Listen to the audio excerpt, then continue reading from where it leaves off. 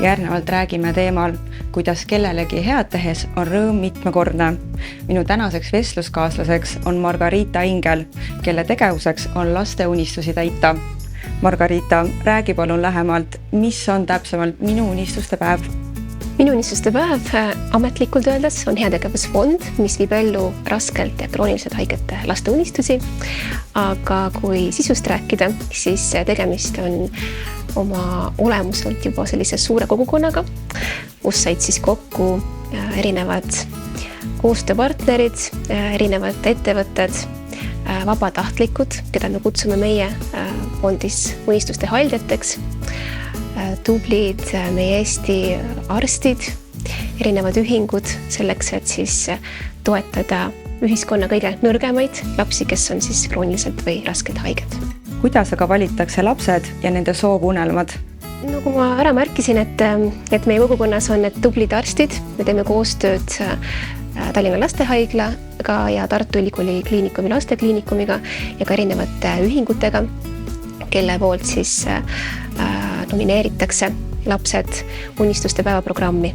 Ja lapsed unistavad väga erinevatest asjadest. Kui mõelda nüüd nende laste peale, kes on haiged, siis sageli nad puutuvadki kokku selliste muredega, kus nad ei saa käia näiteks koolis või peavad viibima haiglas päris pikalt, siis unistuste päev on üks selline tore projekt või võimalus nende jaoks, et tunda päriselt, et nende unistused loevad, lähevad korda ja et nad päriselt võivad ka täituda. Kurb on natuke muidugi see, et vahel lapsed, kes on pikalt olnud võitluses haigusega, ei oskagi kohe unistada, sest et ilmselge on see, et iga lapse suur soov ja unistus on terveks saada. Aga meie unistuste haldjad, mis siis usinasti toimetavad ja oskavad luua kontakti lastega, peredega, siis aitavad nendel unistustel siis sündida või siis vähemalt siis kuidagi neid siis välja kaevata. Mõned unistused on hästi väiksed ja lihtsad. Lapsed sageli tahavad näiteks peale pikalt haiglas olekut näiteks oma sünnipäeva koos sõpradega pidada, mida polnud võimalik varem teha. Unistuste päev kingib nii lastele kui ka peredele väga palju rõõmu, aga tegemist ei ole alati pelgalt ühe päeva üritusega, vaid vahel ja päris tihti sünnib sellest midagi enamat.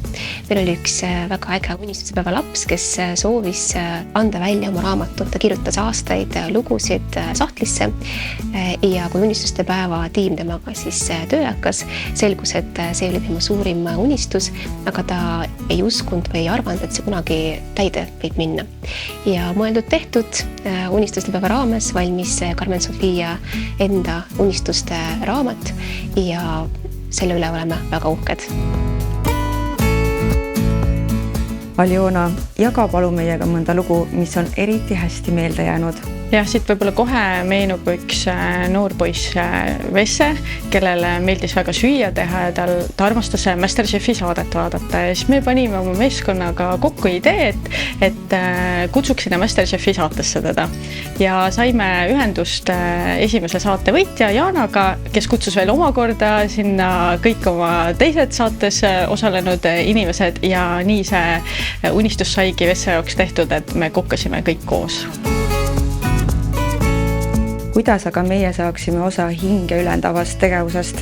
Kõige lihtsam ja kiirem viis on annetada. Et annetada saab meie annetusnumbrite abiga, aga minnes ka kodulehele on olemas meie lingid.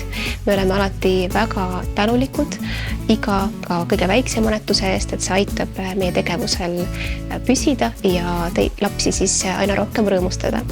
Aga kutsume alati üles ka uusi koostööpartnereid meiega koostööd tegema ja kui mõni inimene tundis, et selline unistuste haldja elu võiks talle sobida, siis ootame uusi unistuste haldjaid oma ridadesse.